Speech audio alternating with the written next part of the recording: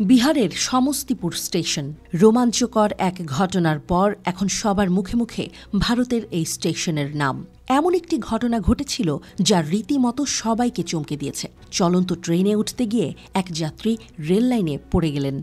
তিনি কি বেঁচে ফিরলেন, নাকি অবশেষে ট্রেনের চাকার তলায় পিষ্ট হয়ে গেলেন?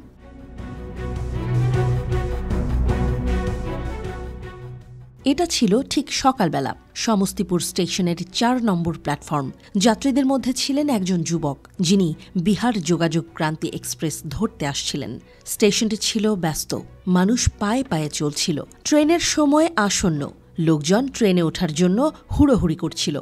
কিন্তু তখনই ঘটে বিপত্তি।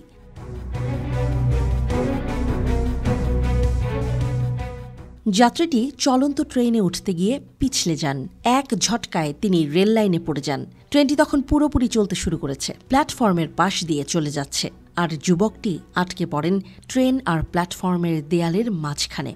এটা ছিল এক বিভীষিকাময় মুহূর্ত।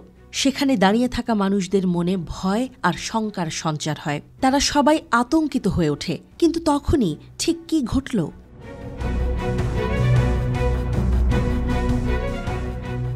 যতটুকু ভয়, আতঙ্ক আর দুশ্চিন্তা ছিল, ঠিক ততটাই দ্রুত ঘটল এক অবিশ্বাস্য ঘটনা। প্ল্যাটফর্মে দাঁড়িয়ে থাকা মানুষদের কেউ একজন চিৎকার করে বলল, ওই যাত্রীকে উঠাও।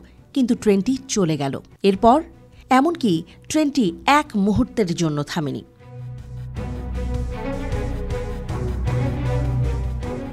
কিন্তু কি হলো শেষে?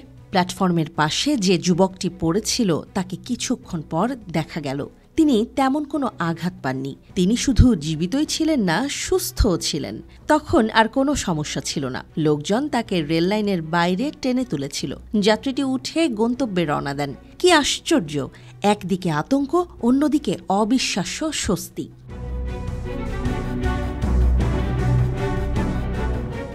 এই ঘটনা আমাদের জানায় জীবন কতটা অনিশ্চিত। কিছু মুহূর্ত কেবল জীবন আর মৃত্যুর মাঝে চলে আসে। তবে এ কথাও তো ঠিক, এ ধরনের ঘটনা আমাদের সচেতন করে নিরাপত্তার দিকে মনোযোগী হতে।